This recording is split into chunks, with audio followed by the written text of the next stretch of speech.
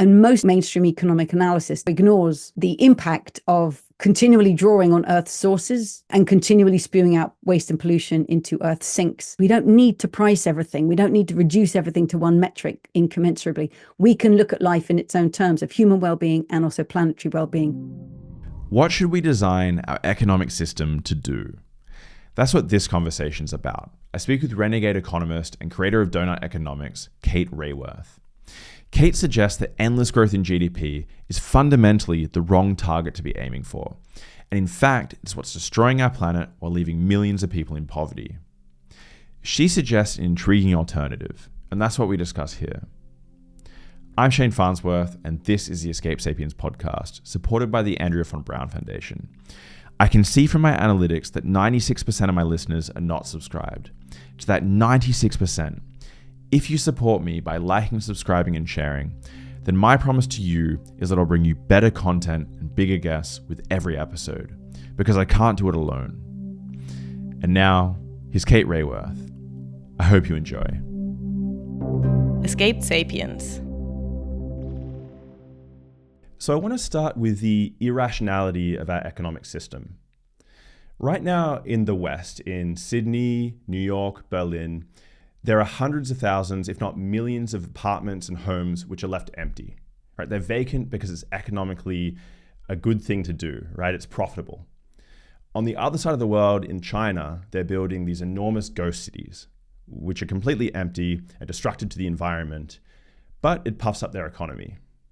Right? There are lots of examples of this. In the COVID times, airlines were flying flights which were completely empty to hold their spots, so for economic reasons.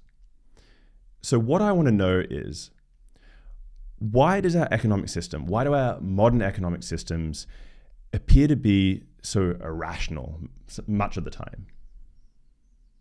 Great question. I would say they're not irrational. They are serving financial interests, and that is the result, right? That behavior is the result of maximizing your profit or minimizing your loss. They're not serving human need. They're not in service of protecting the life-supporting systems of our only known living planet in the universe. They're in service of maximizing the financial returns to companies. So actually, for each of the examples you gave, there are very clear, rational financial reasons why you do fly empty airplanes or do leave housing totally empty, even though there's many, many homeless people in the city.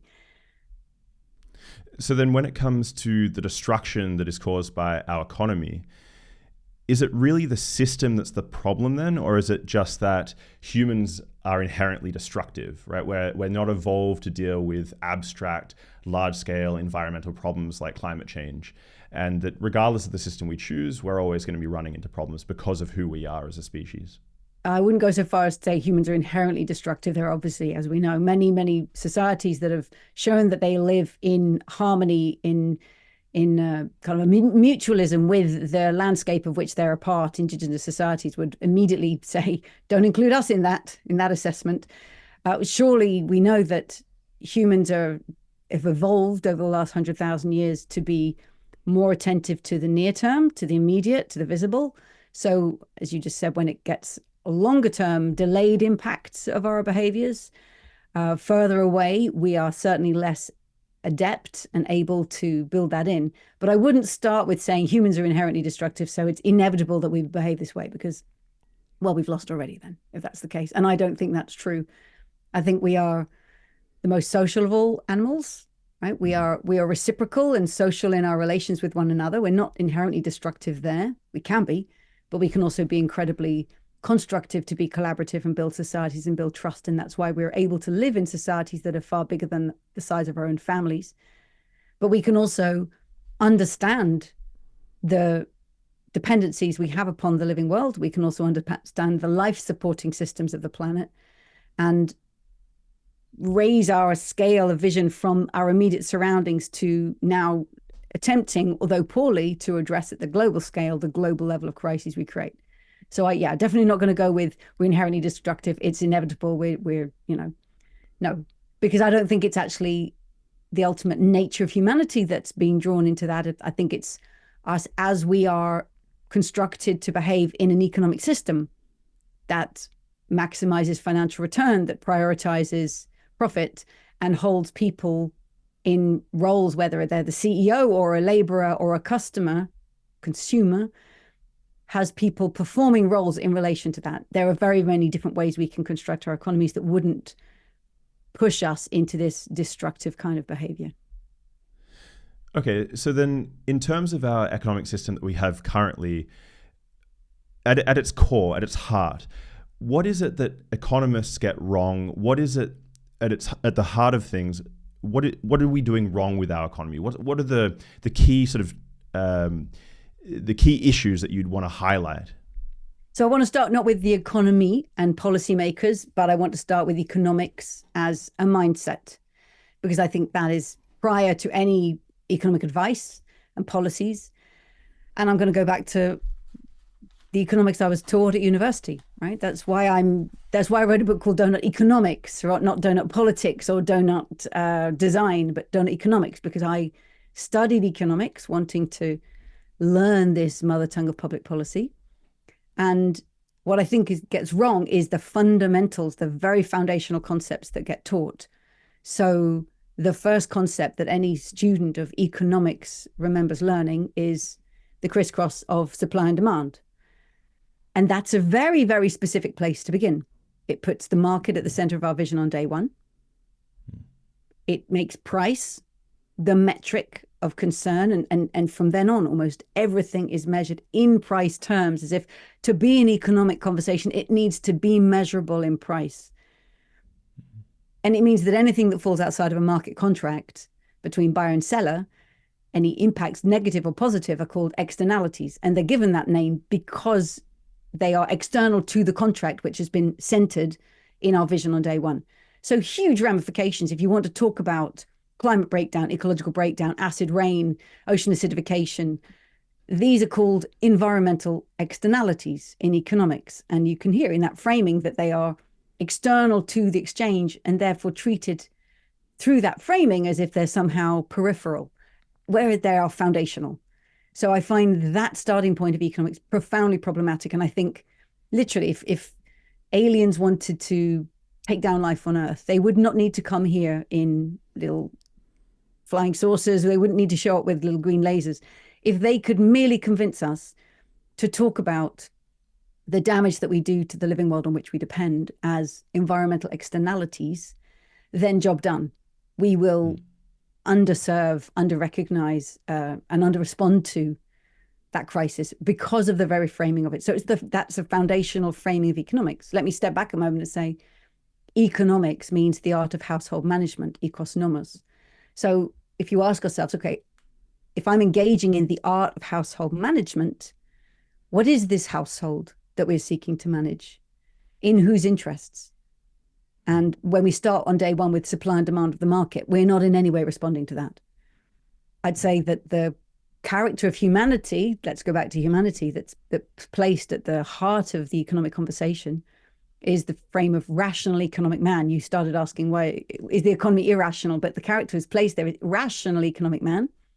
And he's, through the traits that are described in the models to fit the cause of mathematizing the model, he's a man, he has no dependence. So it's a solitary individual who is driven by self-interest. I'd say he has ego in his heart. He has money in his hand. He interacts with the world through markets, expresses his wants and needs through monetary ability to pay. He has a calculator in his head, is ever knowing, foreseeing all possible prices, past and future. He has insatiable wants. More is always better. He knows the price of everything. He hates work. He loves luxury. And he stands with nature at his feet, nature as a resource for humanity. And this character that's placed at the heart of the models profoundly changes us. In fact, research with economic students has shown that from year 1 to year 2 to year 3, the more they learn about this character, the more they start to mimic him, the more they value competition over collaboration and self-interest over altruism. So the models we make of ourselves remake us, they're performative upon us. And that's obviously an issue, not just for economics, that's an issue for any academic discipline or any frame that claims to tell us who we are, because it changes who we therefore become. So if we're going to thrive 8 to 10 billion people on the earth, I think we have no chance of doing that if we continue to tell ourselves we are like rational economic man. And then from you want to jump in there? I just want to ask. So the system that we build up. So we have this macroeconomic system which is built up on this microeconomics of this rational man that doesn't really exist. And is the idea then that we should be switching out the logical deduction isn't necessarily wrong, but it starts at the wrong place. And to get to a better system of economics, we want to switch out that rational economic man for someone that better approximates who we really are. Is that the standard, the basic idea? From that angle, yes. In terms of the depiction of humanity, yes, I think we need a far richer understanding. So rather than modeling the traits of humanity that fit very well into models, because that's what happened, right? John Stuart Mill sort of selected out, he said, political economy doesn't treat the whole of man's conduct nor the whole of his behavior in society. It sees him solely as a being who desires to possess wealth. So for the sake of economic modeling, let's just pass down the nature of humanity. It's a very strange approach. Let's start actually instead with psychologists, sociologists who say, let's study how humans do actually behave, and let's bring that into our model so that we are pro-social. We are conditional reciprocators. Has that not been done? Behavioral economics brings some of that in, but if you still look at the major macroeconomic models, you still have the traits of rational economic man underpinning them. And so actually to jump back a few steps, you were talking about price, right? And externalities not being included in the price. Would it be the case that if we had a way of just including these externalities in the price, that price wouldn't necessarily be a bad metric to use for, let's say, human thriving or something like this? So that is one project that people pursue. Can we give a price or a shadow price to everything and take everything into consideration in prices? I think it's a grand project that won't succeed, because what is the price of climate breakdown? I mean, at the margin, right? Pricing works when you're looking at small incremental change. It might be a useful metric there. Supply and demand, if you're looking at small shifts in supply or demand of the market, it might be useful. But when you're looking at actual nonlinear change in a system, the idea that you can price in, I mean, the ethics behind that, what is the price of climate breakdown in London? What is the price of climate breakdown in Dhaka, Bangladesh? How are you going to price those differently? What is the price of a life? I think it fails, because prices are not underpinned by the ethics of human rights or the integrity of the living planet. So I would prefer not to try and, I mean, there are people trying to make that project, right? For how do we find shadow prices? How do we contingent valuation? But you'll never be able to add up everything that matters, especially when it becomes nonlinear system change. So I would rather move away from trying to turn everything into price and actually start with the fundamentals. I want to add one more thing, which is, although economics starts with, as well as economics starting with supply and demand and this character of rational economic man, it also recognizes the big picture of the economy, fails to recognize that the economy is a subsystem of the living world. It's a subsystem of society, humans. It is a social construct shaped by political, cultural, social forces, but it's also a subsystem of the living world. It's an open system within the planet, with energy and materials flowing in and energy materials flowing out. And therefore it has to perform as a subsystem that is compatible with protecting the conditions conducive to life at the scale of the living world. And most mainstream economic analysis doesn't recognize the economy as being a subsystem of the living world, and therefore ignores the impact of continually drawing on Earth's sources and continually spewing out waste and pollution into Earth's sinks, and the impact that this has in breaking down the life-supporting systems of the planet, the very delicately balanced planetary boundary framework. So to me, these are really profoundly foundational changes, and that recognizing the economy as a subsystem of the living world is the sort of foundational 101 move of ecological economics, founded by probably best known founding father Herman Daly, who said, we have to show the economy is a subsystem of the living world, and the rest of the analysis changes thereafter, because it's going to be constrained and bounded by the limits of the material through flow that this economy can have. Unless we're doing that, we are not taking into account our impacts on the living world. And whether that's done through price or rather through energy studies, through material measures, through measuring in real terms the impacts upon living systems. We don't need to price everything. We don't need to reduce everything to one metric incommensurably. We can look at life in its own terms of human well-being and also planetary well-being.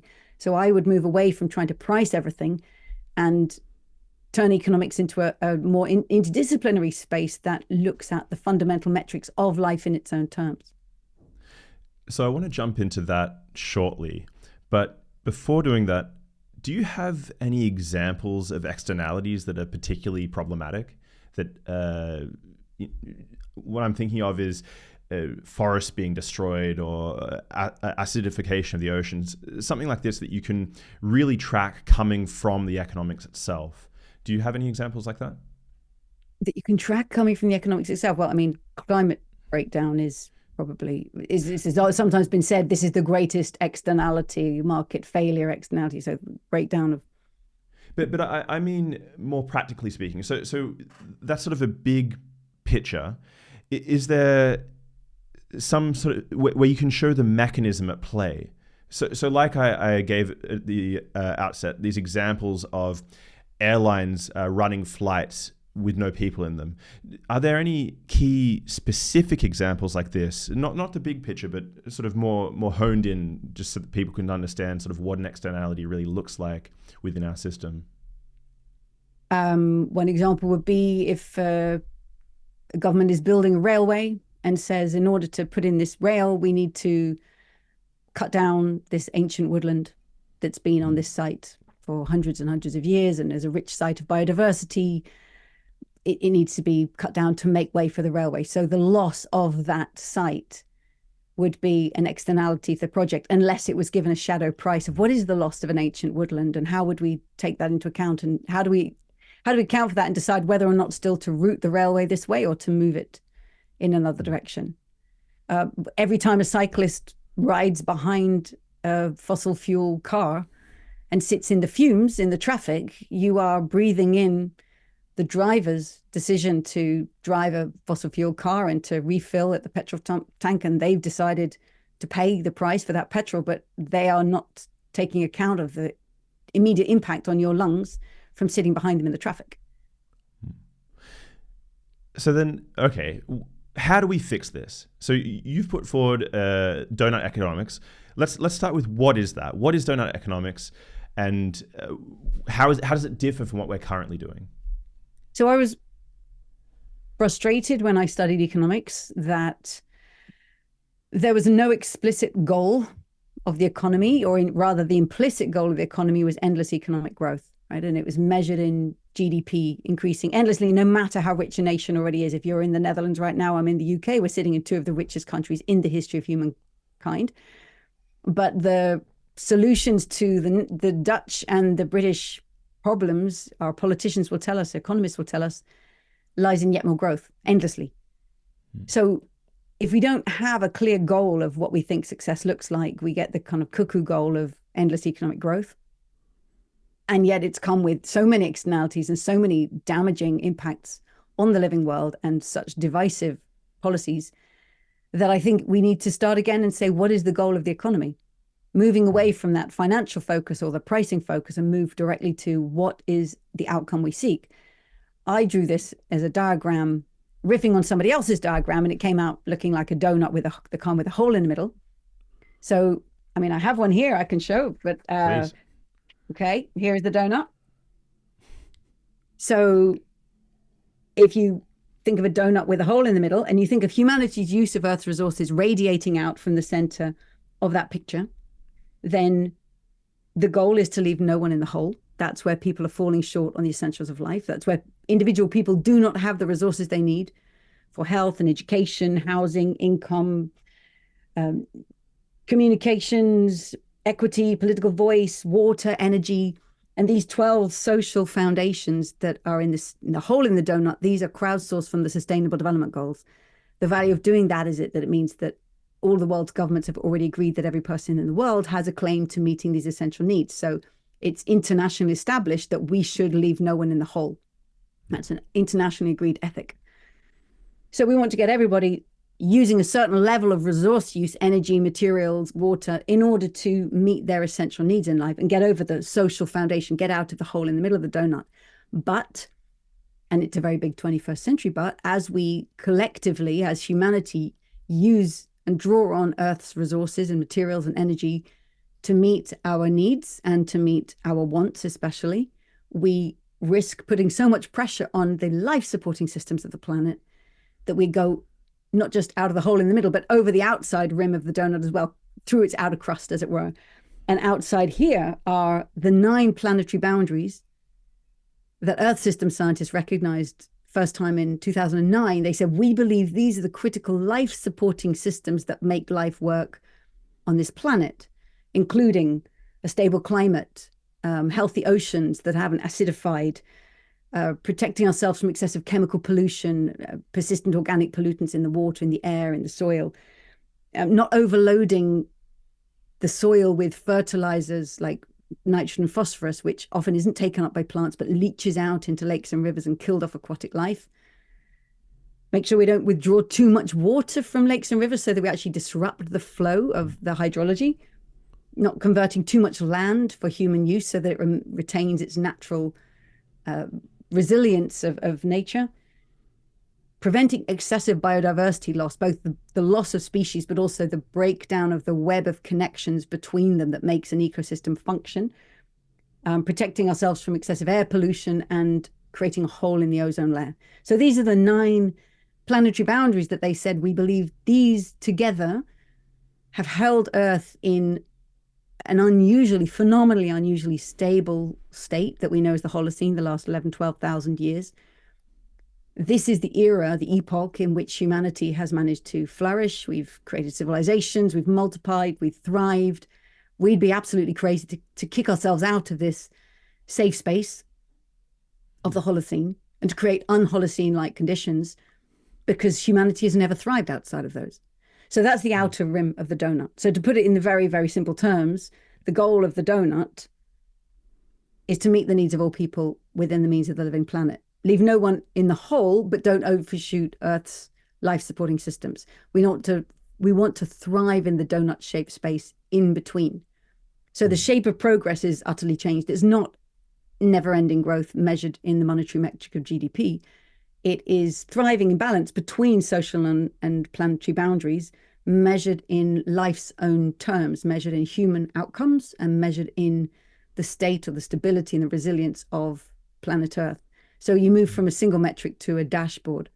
So the donut is just one possible compass for what we could say is the foundations of human prosperity. It's a minimally ecologically safe space that we stay within planetary boundaries. It's a minimally socially just space in that nobody is left in extreme deprivation. And from there, we can move towards an ambition of thriving and of well-being. So that's the starting point of donut economics. Because, well, let me show you the other donut. This is where we are right now. And in fact, it's even worse than this right now. This was going to be my next question. Okay, so billions of people falling short on life's essentials, and we are massively in ecological overshoot. In fact, this needs updating because the Earth system scientists have updated it. We are overshooting at least 6 of the 9 planetary boundaries, while billions of people still fall short. So the direction of progress is not simply more growth. It is to eliminate human deprivation while coming back within planetary boundaries at the same time. And that's a very, very different intention from what economics was designed to do in the 20th century, right? Last century's theories aren't going to get us there. They weren't designed for that, nor will our policies, nor will the companies that have been formed, nor will the lifestyles we've aspired to, because none of them were designed to turn that story around. For me, donut economics starts with the recognition of this is the situation we must turn around. And therefore, we need not just new policies, but we need a new economic mindset.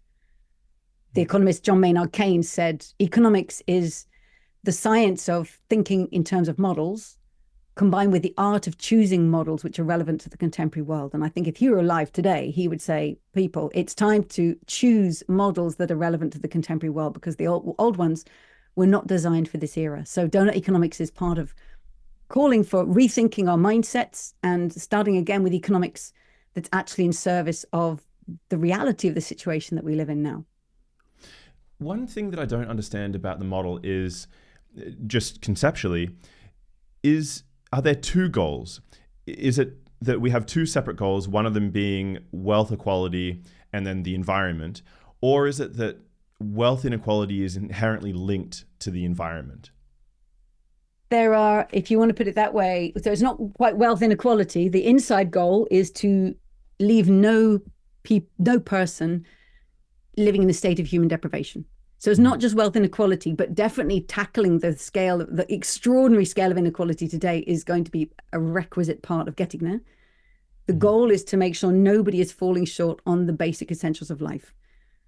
And at the same time, we need to live within the life-supporting systems of our planetary home. Now, you can say, well, those are two goals. To me, the interesting point is that we need to do them both at the same time.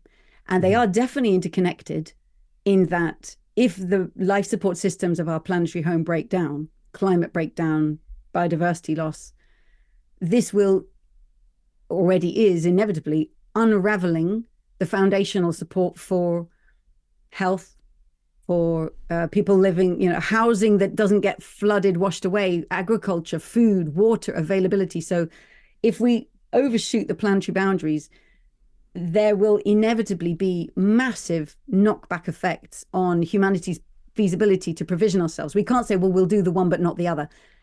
We are utterly dependent upon the life support systems of our planetary home. And that comes back to why we need to recognize the economy as a subset of the living world and utterly dependent upon the support of Earth's life supporting conditions. We can't say, no, that's ecology. We're just doing economics here. These are foundational to human well-being. And their breakdown, I believe, cannot reasonably be given a price. The reason why I was curious to ask this was, I wonder if, this is sort of an aside, whether if you take wealth and you, say you take the wealth of the 1% today and you evenly distributed that across the population, would the even distribution be less environmentally destructive than the unequal distribution that we currently have today? Are there models that discuss this, or is it not known? So that's something that many researchers are starting to look at. Certainly, if you made more resource available to people who currently live in poverty and live below that social foundation, yes, they will increase their use of energy, their consumption of food, their use of construction materials to build homes. And that's exactly where it should be increasing, because it's for those who live in deprivation. If anybody in the world has a claim on using Earth's resources, on using Earth's carbon budget, it is people who currently live in deprivation. So that's a redistribution of environmental resource use that's utterly justified, and I'd say deeply ethical redistribution of the claim of using Earth's resources. There's also research going on now that shows that actually much of the overshoot of planetary boundaries, it's not coming from the world's poorest people at all. It's coming from very high income, excessive consumption amongst the wealthy. Over half of the world's carbon emissions are generated, I think, for around the top richest 10% of people. So there are more and more studies becoming available that are showing the carbon inequalities within nations, between nations, that is those of high wealth who are actually having the high carbon impacts. And this is becoming available because the data revolution that's happening, showing we're able to link carbon emissions better and better to the distribution and the behaviors of wealth within countries, between countries. It wasn't possible, maybe say 10, 15 years ago, but as new data become available, I think we can make visible new patterns of inequity that really need to be made visible. So I think it's a really important part of the data revolution that these new studies are happening that show it's actually among the much richer segments of society who have very high carbon impacts. And that is where that's part of the reason why the first obligation is upon high income countries and the wealthy within them to move first and fastest towards cutting their carbon impact and cutting their material use. So I want to ask about practically how you get into this sort of within the donut in the Goldilocks zone. But before that, so qualitatively, I understand the picture, and it's quite a nice picture. But quantitatively, do we know that there's any width to the donut? In other words, do we know if it's going to be possible, given that we've got 8 billion people on the planet? Can we satisfy the entire population without destroying the planet? So this is what I call the existential donut question. Like, does the donut actually exist, right? Is there any width to it at all? It's a great question. To go back to the original, so we know that it takes resource and energy to provision for food, energy, health, housing, education, right? It definitely has an impact. We require resources to do that. And we know that the more people there are in the world, then there will, of course, be an increased requirement for each of those people simply to have enough calories to eat. So there is a connection between the number of people and the impact on the space between the social foundation and the ecological ceiling. Sometimes people say, why isn't population no, let me go a different way.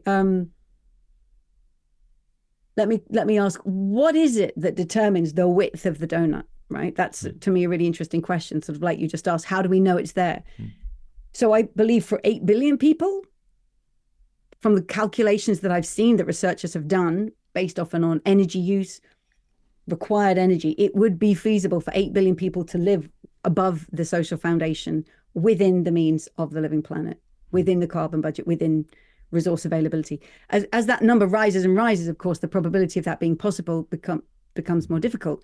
But it's not, population size isn't the only factor that we want to take account of here. If we're going to talk about population, we also need to talk about its corollary, which is inequality, right? And you already mentioned the richest 1%. The richest 1% of people own half the world's wealth. So there's an extraordinary inequality. If we lived in a far more equitable world, then there would be ways of fulfilling all these foundational needs without the scale of overshoot that we have today. Well, we can also mediate this through governance, right? From all the way from how a village well is managed to, or irrigation is a nice example, the use of water to provide for food.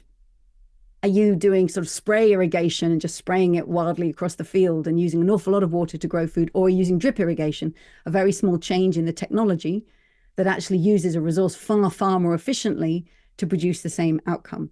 So we can use governance and technology, as well as thinking about changing population size, but also changing inequalities.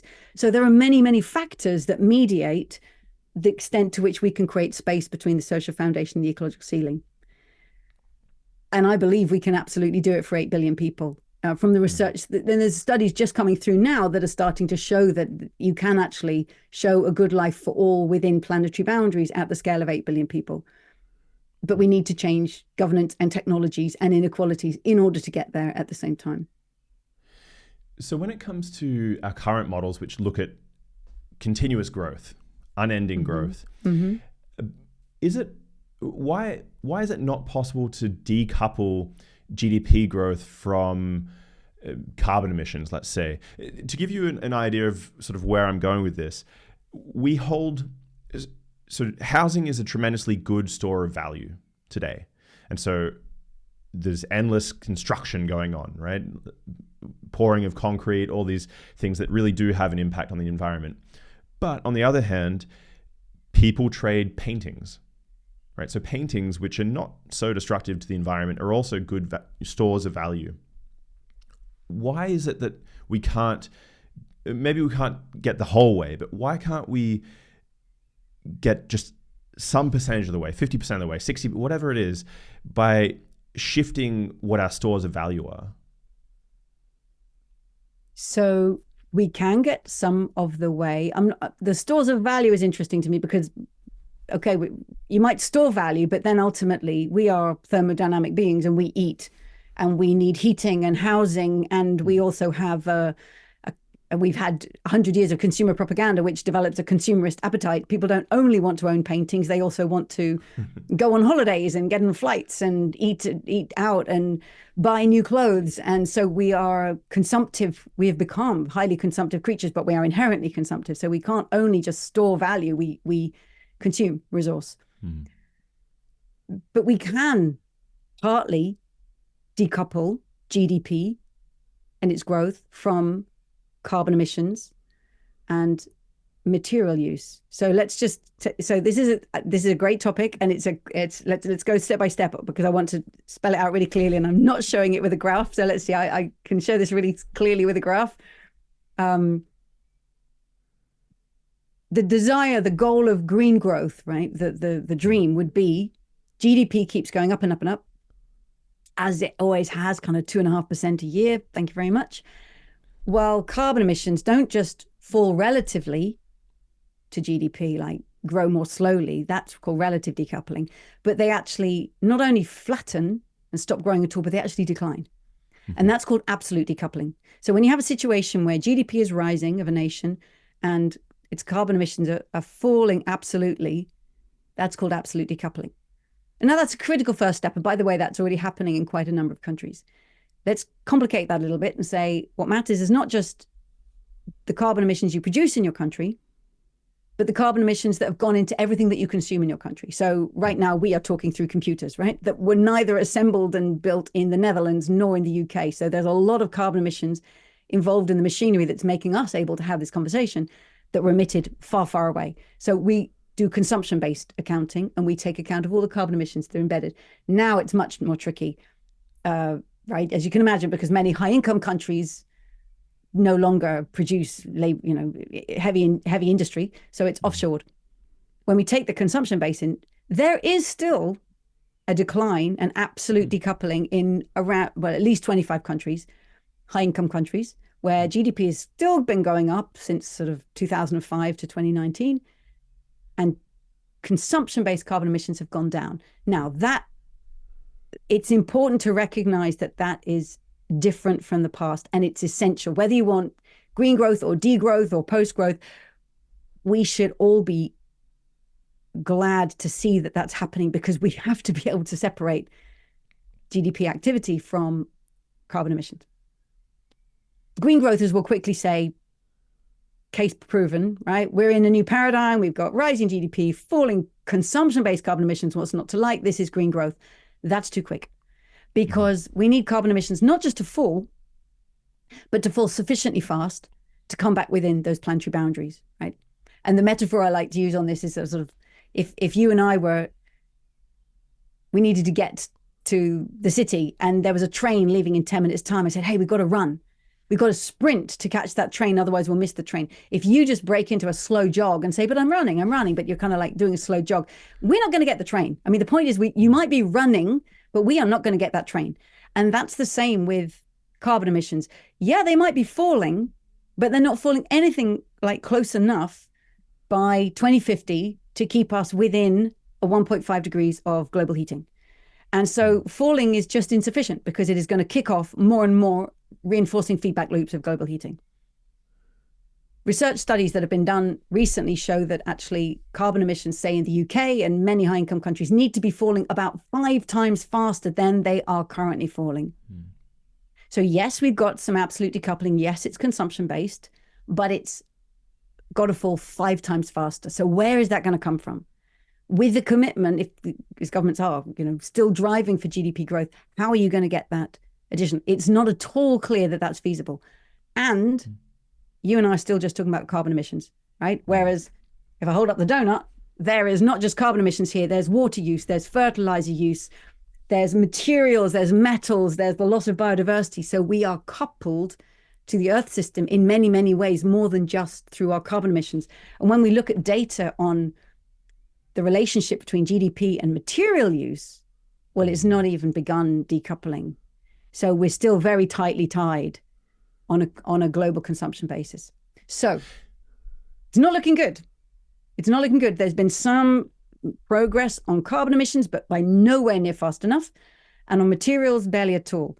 So when politicians say, well, we're going to have green growth, and is it a case of kind of cross our fingers and hope this happens? Well, if it doesn't happen, you can bet that it's the economy that endures, and it's the living world that is shot through. So to me, the ethics of hoping that green growth will come through is profoundly problematic, because if we are wrong, we literally destroy the life support systems of the living world. We need to therefore confront for ourselves in what ways are economies structurally dependent upon endless growth, and how could we take that structural dependence out? Because we may well need to move to post-growth economies that can thrive whether or not they grow or without growing, because the imperative of cutting carbon emissions and material use is so strong. This has to become a priority. It's easier for me to say that than for any politician or economist to do that, because we are in economies that are so structurally dependent upon growth, thanks to 100 years of fossil fueled growth that just arrived and made it seem normal. And like, we're on this ever rising escalator of growth. How do you get the growth dependency out of it? Really, really challenging. We're in the run up to an election in the UK here, both sides literally saying growth, growth, growth. It's become the dominant message again. It's incredibly difficult to challenge. As somebody who's not standing for election, I feel a responsibility to talk about the fact that growth-centric economies do not at all look like they are going to deliver on the energy and material reductions that Earth system scientists tell us are necessary now. And so we have to face up to the far tougher economic questions of how do we end our structural dependency on endless growth? So then how do we do it? Because if I think just in my local space, in the people I speak with, I know older people within the country, they're retirees now, and they have been investing for their entire lives into a system which is based on growth, and they want a comfortable retirement. And it's not only retirees that are the problem, of course, but they want to go to Mallorca, they want to fly somewhere, and they vote. Right? And then there's everyone else that's at every stage of their life that thinks about their own, what they want to do this holidays or this Christmas, or even the small choices we make every day. How it's sort of two questions. The two questions are, does the system really rely on individuals making choices? So it's not sort of like a top-down thing, but everyone sort of has to come on board. And secondly, how do you get people to agree to not zero or low growth when they're invested in the current system? These are really profound questions.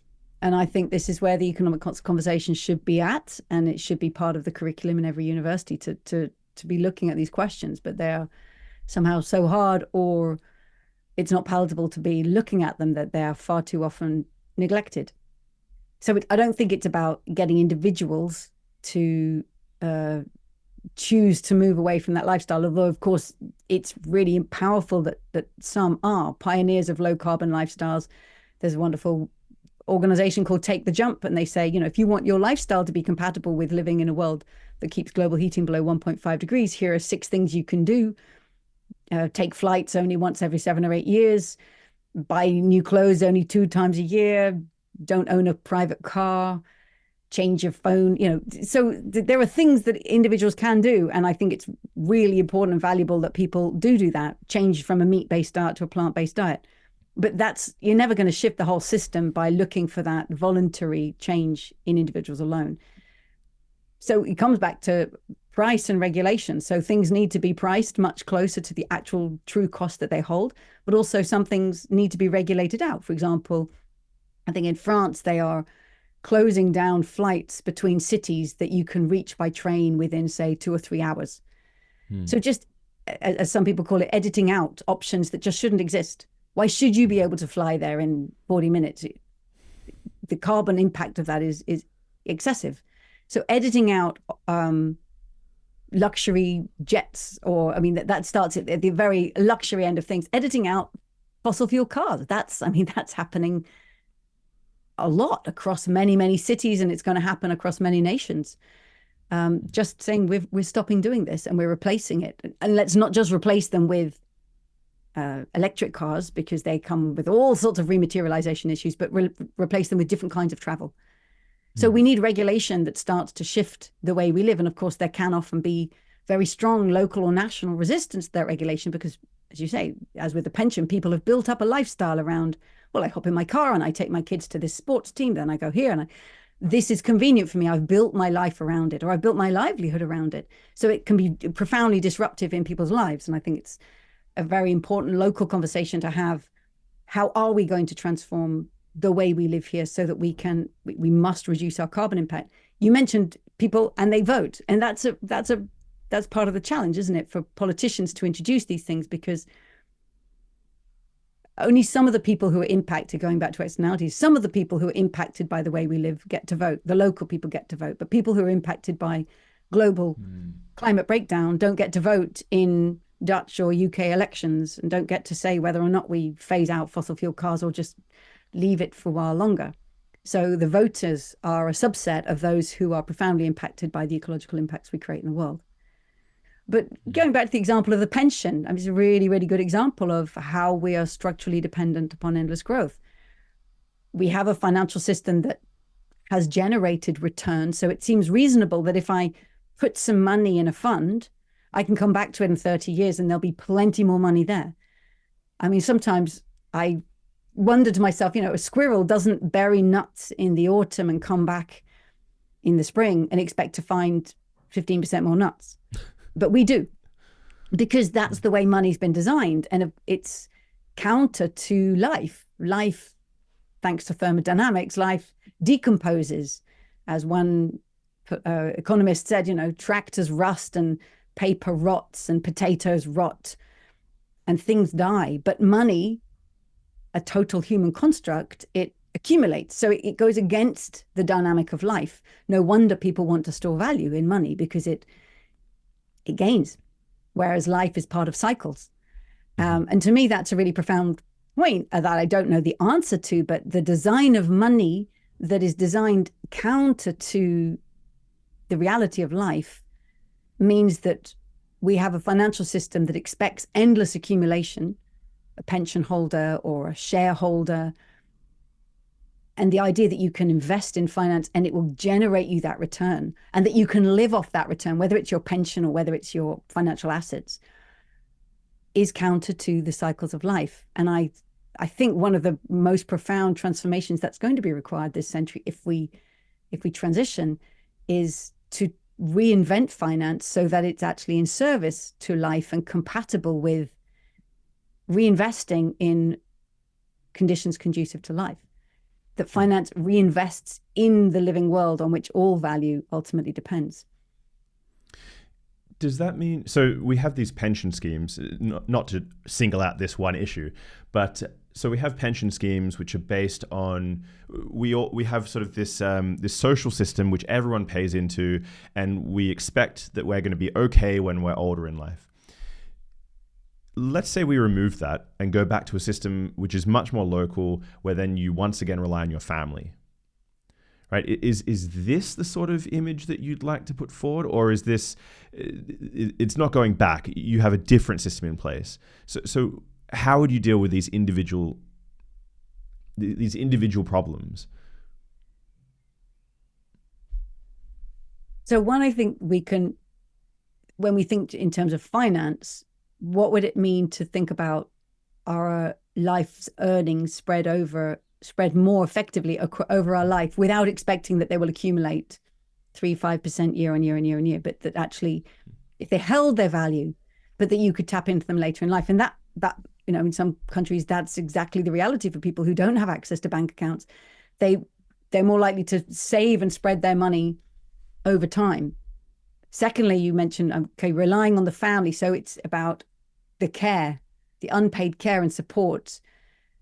I think we may find ourselves returning to that, but it may not be to our family. It may be to the care and support through schemes that developed in the support of the community. For example, in St. Gallen in Switzerland, there's a scheme which is kind of a time banking scheme, where older people, maybe in their 50s or 60s, offer time in support of far older people, help them with their shopping, help them with their care, and that gets banked as time for them, so that when they themselves are much older, they can cash in on that scheme. Or I say cash in, they can benefit in return from the time that they invested earlier. So they're investing their time, which doesn't accumulate value over time. 3 hours this year will be worth 3 hours in 5-6 years' time. Of course, you have to believe that that scheme is going to endure. So you have to trust the scheme. And I think it needs a kind of a banker of the last resort to make sure it will hold, so that I know if I invest time now, in 10 years' time, when I want help myself, it really will be there. But that kind of moving from depending on financial accumulation to actually the care of others around you is one way we could make this transition. But it's a massive overhaul. I don't have the answer to this. But it doesn't mean that I'm going to skirt away from the question. How do we pay and care for ourselves into our age? And also the feasibility of medical interventions means the cost of late in life healthcare rises and rises and rises. How do we manage that as a society? Do we say, yeah, we're going to pay, really expensive healthcare in the last years of life, and who will pay for that? That's one of the many structural ways in which countries are locked into endless growth, to pay for the growing health bill and to pay for the social welfare bill. And there's other ways, right? There's actually, I want to bring in one that I think is really a big one, which is kind of the international collective action problem, the geopolitics.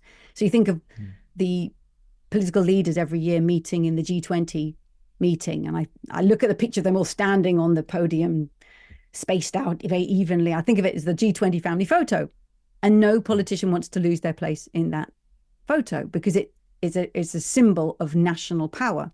Not any old country gets to be part of the G20.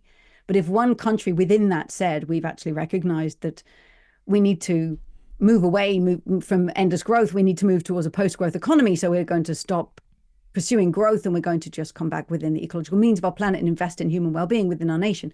If that country stops growing, the movement of global capital markets may orient away from them. They may get left behind as other countries grow their militaries, their geopolitical influence. So there's a collective action problem.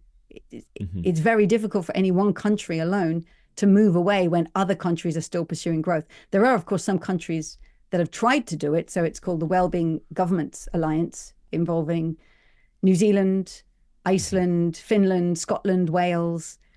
And the leaders of those nations said, we are going to start orienting towards well-being.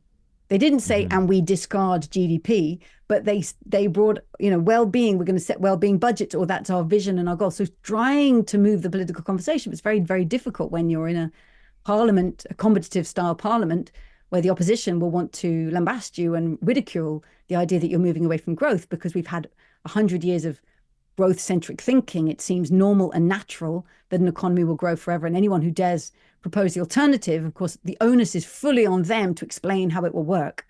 Whereas actually the onus should be on those who continue to perpetuate a growth-centric economy, saying, how on earth does this work? It's nowhere close to bringing us back within planetary boundaries. So the economy we currently have is destroying the life systems of this planet.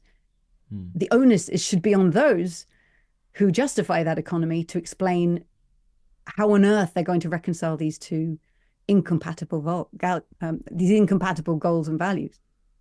I suppose the nice thing about tracking GDP is it's something you can calculate easily. It's a number, right? Whereas if you look at the donut, it's sort of multidimensional. It's a large parameter space. Do you have, is there a single parameter that you could, so let's say human thriving, is there a single, can you calculate and give it as a number in the same way that you can for GDP? Or is it too nebulous? How do you deal with this, just the computational problem? So I agree. The power of the single metric is beautiful, and it fits headlines. The news headline, the national GDP has grown by 0.7% over the past year. I mean, there's a so what that comes after that. What did we produce? What did people buy? Was it an oil spill? Was it good jobs? Was it education? But it's a nice numeric headline. There's a certainty and an authority that comes with numbers. But actually, the donut immediately gives you a snapshot. I mean, I could show you 150 national donuts of a huge array of countries that visually you can see so much more information if we're looking at it visually. There's, Malawi has massive human shortfall, a lot of red in the center of the circle, but isn't overshooting their share of any planetary boundaries. Costa Rica is closer than any other country to nearly meeting all the needs of its people, almost within the means of the living planet. And Canada, the US, and Australia are massively overshooting planetary boundaries. So researchers have created national donuts, and we can very visually quickly see the difference between countries, which will tell you a lot more than whether I tell you GDP is growing at 1, 2, 3, 4%. It tells you the state of human well-being and ecological well-being. And I don't think I would want to reduce it to one number. You can make it in one picture, which is a dashboard, and we can read that. the visual complexity of that, but I wouldn't want to reduce it to one number. You wouldn't want to drive a car. If I said, I've got a great car for you, it's just got one dial that goes up and down. It combines petrol, it combines speed, it combines temperature. You don't want to drive that car because you want a dashboard, because you want to have control over the complexity of the vehicle.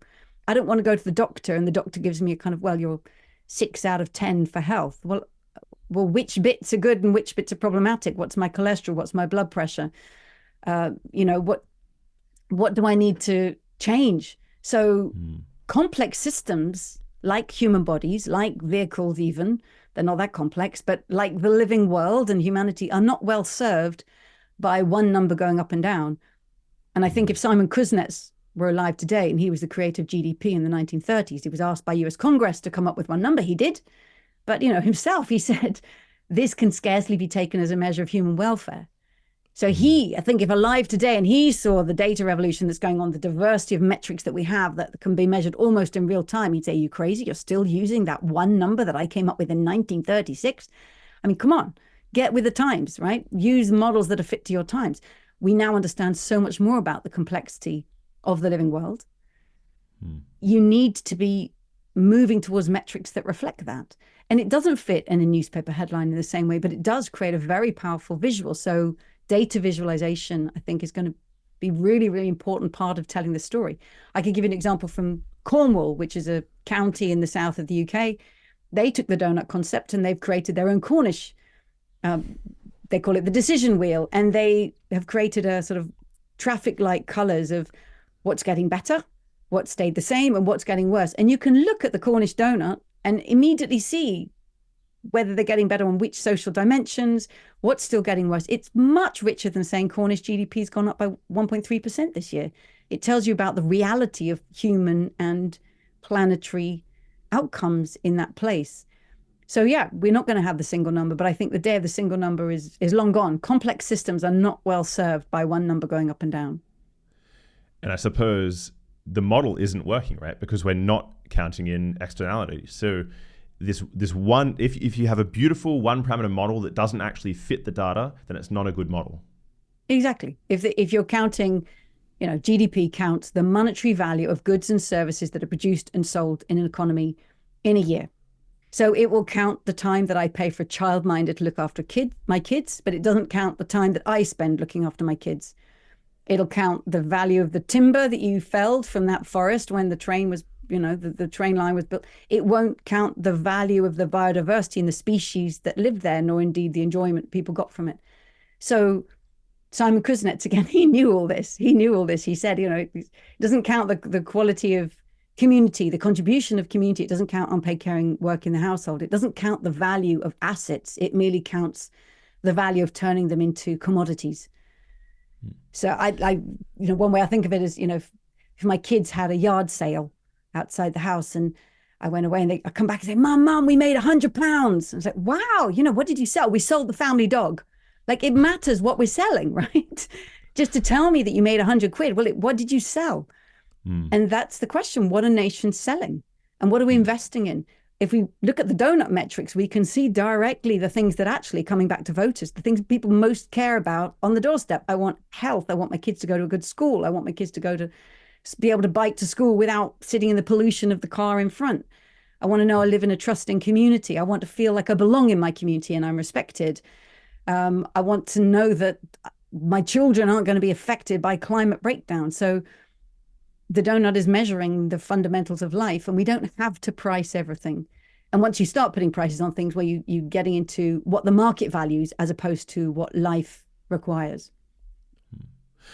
Okay, so then in the places that are taking on board the idea of the donut economics, so Cornwall, New Zealand, a few other places you mentioned. What were the other there's places? over 80 cities, counties, states, towns around the world that have chosen to adopt the framework of the donut as a compass or a metric for their own locality. It started in Amsterdam in April 2020 at the height of the COVID crisis. The city of Amsterdam published a portrait of the city through these what we call kind of the donut unrolled. They created a city portrait of how's Amsterdam doing. And that sparked a lot of peer-to-peer inspiration 6 weeks later, Copenhagen City Council voted to say, we're going to look at ourselves through the donut. And they're still working on it now. They've just published their latest results. But also in Cornwall, in Barcelona, in Brussels, in Ipoh in Malaysia, in El Monte in Chile. So places around the world are choosing to use this model. And it's really important to us, actually, that we're not pushing it. I've never lobbied or tried to convince anybody to use it. There's plenty of models out there. People in a place who are trying to make transformation happen will choose the model that makes most sense to where they are. And so everything that's happening is because of local government officials, councillors and mayors in those locations have said this communicates visually. As you said, the picture is kind of clear and simple and visual, a powerful visual communication of quite complex issues boiled down to a little donut. We can communicate with the people of our town or our city the transformation we need to make. And we can use this almost like a table to bring people into conversation. Okay, how are we going to transform the way we travel or our relationship to food here? Because we do need to transform. We have responsibilities not just to ourselves, but to the impacts we have on people worldwide. So it's really picked up and taken off at the level of local government.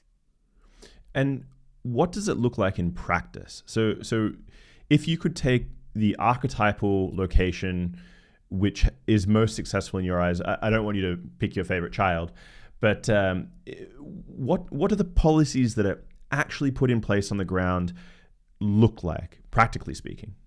So first of all, I want to say I don't think the way it happens is they come across the donut, they have an aha moment, they adopt the donut, and then they roll out policies. It doesn't work that way.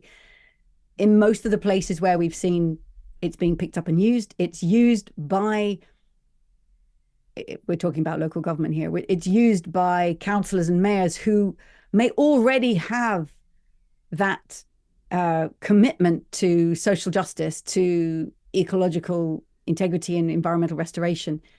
And this becomes a really powerful way of communicating it, and it's like a sail on their ship. It moves the agenda further forward. It makes it communicable and strengthens their commitment to that change. So I don't want to claim that the policies they put in place are as a result of the donut, but the kinds of policies that places like these are putting in place, often, again, because it's local government, they only have control over some policies, right? They can't most of them can't set their own taxes, although in Grenoble in France, they said, yeah, we're introducing a wealth tax here. We actually do have the power to do that because of the French relationship, the state and the local.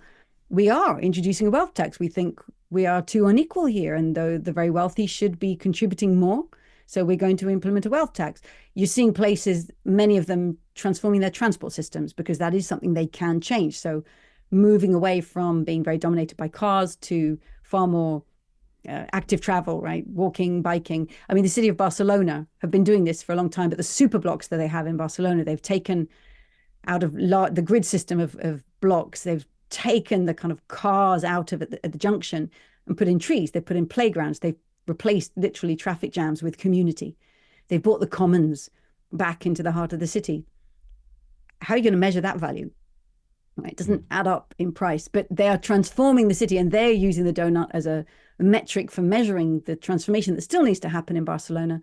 And then they're seeking to make a culture of sustainability. So how can we use this thinking to help us build a culture of sustainability in the city so that people move into these beautiful spaces that we've created and transform their behaviors, their attitudes, and their lifestyles towards the new infrastructures that we are creating? There are other places that are saying we want to change our relationship to food. How can we use the donut to think about the impact of food on all of these planetary boundaries and its connection to health, in education? How can we have different conversations here so that we move towards a far lower impact society? Again, cutting our energy and material use at the scale of the city.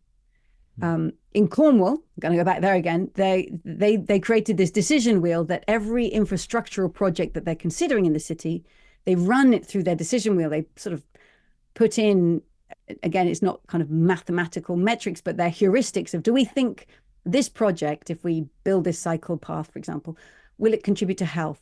How will it contribute to people's incomes? What impact will it have on carbon emissions? What impact will it have on biodiversity?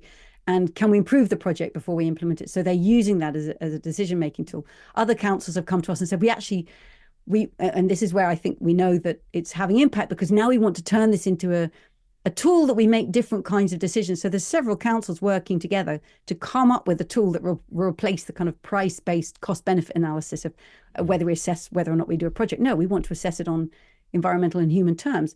How do we make that tool so that we can actually make decisions differently? So they've taken it inside the bureaucracy and want to turn it into a day-to-day tool. For me, that's a really strong sign that it's not just a public messaging. It's being turned into a tool through which we approve different kinds of projects, and we turn down, right? We edit in new things, we edit out new things, because we're using different kinds of heuristics and metrics to make our choices.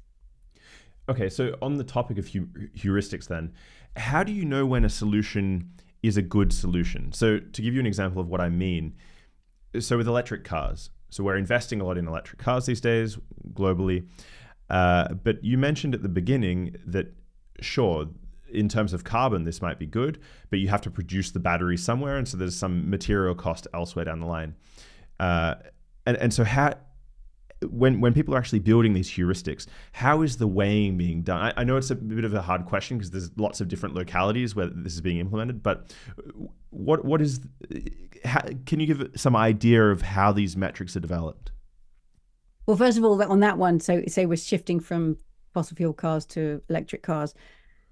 To me, the first step to do is kind of go up a level. Actually, what is it we're trying to deliver here? We're not trying to deliver cars. We're trying to deliver mobility. So let's just step back and ask, what would it look like to create mobility that brings us into the donut? Mobility that is accessible, affordable, but also far, far lower carbon and material impact. And it wouldn't be simply just, oh, let's replace fossil fuel cars with electric cars, because that decarbonization leads to massive rematerialization. So you move, and then we're talking about changing economic models. We move more to car sharing schemes, for example, or far better public transport, or cycle lanes. So you shift the whole concept of mobility in the place, so that you're looking at to what extent do people have access to affordable public transport, towards active travel. So you'd be looking at different metrics rather than just have we replaced fossil fuel sales with electric car sales. Is that what you mean? That's exactly what I mean, yeah. So I want to move towards the end of the conversation, also looking at the time. And so there's really one question that I want to wrap up with, and that is, when you're 80 years old, when you're 90 years old, and you look back on your life and what you've achieved and what you're proud of, what do you hope to have achieved? What do you hope the picture is moving forward 20, 30, 40 years from now? Oh, that's a really nice question, and a really important one. I'm 53 right now, so being 80 is not that far away. Okay, what have I been doing with this donut? I mean, I drew it spontaneously because I love pictures and they help me think. And I was really taken aback when the concept had way more traction in the world than I was expecting when it was first published in 2012. And I've basically been following the energy of that ever since. So 12 years. I wanted to use the energy that the donut diagram was creating to go back and be part of the rewriting of economics. So one, for me personally, making economic thought, and especially economic education. I'm still involved in teaching, and I still encounter students every day who say, no, we're still being taught that old stuff. I can't bear the thought that students have come to university, they're paying massive loans, they've dedicated 3-4 years of their life to a subject which, once they start studying it, but many of them realize, actually, now we need to also campaign. We need to put time into campaigning to change the curriculum so we're taught the right things. I don't know of any other academic discipline that has its students working double time like that. So for me, seeing transformation in the economics that's taught is a really important part of it. Simply to draw a circle around every diagram of the economy and label it the biosphere. I mean, that's Herman Daly, that's ecological economics, that's the 101 move. And once we get there, everything else will need to flow and follow from that, because it radically changes the foundations. But donut economics hasn't had the most traction in economics departments, actually. It's had far more traction in other fields, which makes me realize that I may have written a book called Donut Economics, but it could kind of be donut thinking. What if we aim to meet the needs of all people within the means of the living planet? What does that mean in construction? Well, there's a beautiful manual of Doughnut for Urban Development been created by a construction group, company researchers, saying we're going to use this for thinking about the future construction, or we're going to use it in urban design or doctors or tourism. How do we rethink these many, many different sectors? That's when you know you're tapping into paradigm change, because it's not sitting in the space of economics. It's being used actually in many, many different fields of thought. So I've serendipitously, with two concentric circles, tapped into an ongoing paradigm change. And it seems to be that the concept of the donut and the thinking of donut economics is supporting and enabling some people and empowering them on that journey. And for me, that's a massive win. Looking back from when I'm 80, I imagine that some people in this field will say, you know, there was a time in the kind of the early 2020s when we were talking about a donut. Like, what was that about? You know, I really imagine the donut is a passing post. It's a moment that many people have clearly found it useful, but we'll move past it. And I love it when students I teach today, who, you know, they were climate strikers when they were teenagers, they're now in university. And for many of them, they're like, yeah, of course, the donut, like, that's obvious. It's not a radical or novel idea to them. It's like, yeah, of course. And then they want to go past it and they want to do something far more biocentric. And I think, brilliant, you know, bring it on, go forward, come up with another concept. Let this be a staging post that you've gone past. But it's clearly proving to be an incredibly valuable staging post that people land at and then say, and now I have the ambition to think even more radically different. I want to embed humanity as part of the living world. Let me just show you here. You know, we have here on the donut, we've got biodiversity loss here. Well, what if we invited the biodiversity loss? This is all other living beings. What if we invited all other living beings into the center of the circle with us and said, this is a donut, not just for humanity, this is a donut for all living beings. How do we make space for all of us in here within the geochemical processes of the living world? What would that look like? And of course, that's at the forefront of the ethics of our relations with other living beings and species and multi-species justice. So I think that is going to keep moving forward, and the donut will have been a useful point that people have moved past. What I do hope remains, and we've not really talked about it so much here, is the dynamics that I believe we need to pursue to get into that space are to leave behind the degenerative economies that we've inherited that run down the living world. We take, make, use, lose. We need to create regenerative economies that continually repair and enable nature to keep producing conditions conducive to life. So in the future, if we have a regenerative dynamic of our economies, that will be something that donut economics contributed towards, along with many, many others in that field. We need to move away from divisive economies that capture value and opportunity in the hands of a few through coding of capital, through inheritance, through privilege, through infrastructure. We cannot get into the donut with the scale of inequality that there is in the world today. If we can move towards far more distributive design and pre-distributive design in our economies that share value far more equitably with everyone who co-creates it. So if in the future people are, whether they're using that language, but basically the dynamics and the metrics, let's go back to metrics, the metrics we're looking for of our economy's health is this economy becoming and remaining regenerative, reproducing conditions of the living world? Is this economy becoming far more distributive and pre-distributive of value so that everybody has a chance to thrive? That would be the legacy. And if they never mention the word donut, if it's lost, I don't care two hoots. It's about the much bigger transformation. And I really like seeing this work as part of a big ecosystem of work. There are many, many change makers doing well-being economics or economy for the common good or prosperity or eco-social contracts or biocentric thinking. Donut economics is part of a much bigger reimagining of economic possibilities. And I like seeing it as just a small part of that. Where it's useful, let's use it. Where something else is more useful, let's use that. That's the legacy I hope for. And do you think we're going to make it into the donut in our home countries? In the Netherlands and the UK, and Germany and Australia. We are so far from it right now. I mean, we are so massively overshooting planetary boundaries. So we have the obligation as among the highest income countries in the world to be moving far faster. The debate is alive, certainly in every one of the countries you just named. There are people holding these conversations about post-growth, degrowth, regenerative futures, social justice. But the the political conversation, right? Talking about elections, the political conversation is not there. And I think one of the problems is that we have left it so late that the kinds of measures that need to be introduced feel so drastic that you can very quickly get a voter backlash against them. It seems so contradictory to what we've been promised the future would be of more.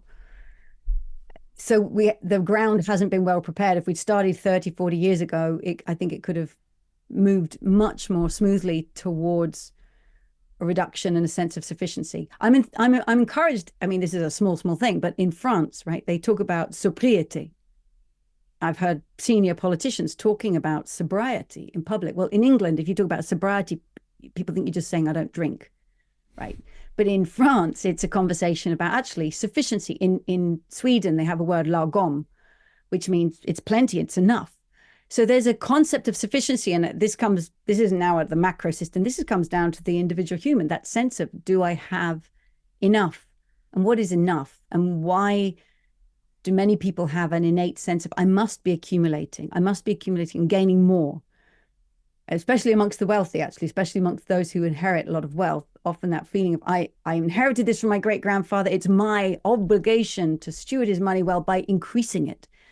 There's something really important that needs to be tapped into there. No, the obligation is not just to your grandfather, it's to Mother Nature, a much greater grandparent to us all, is to reinvest that financial wealth in the health of the living world.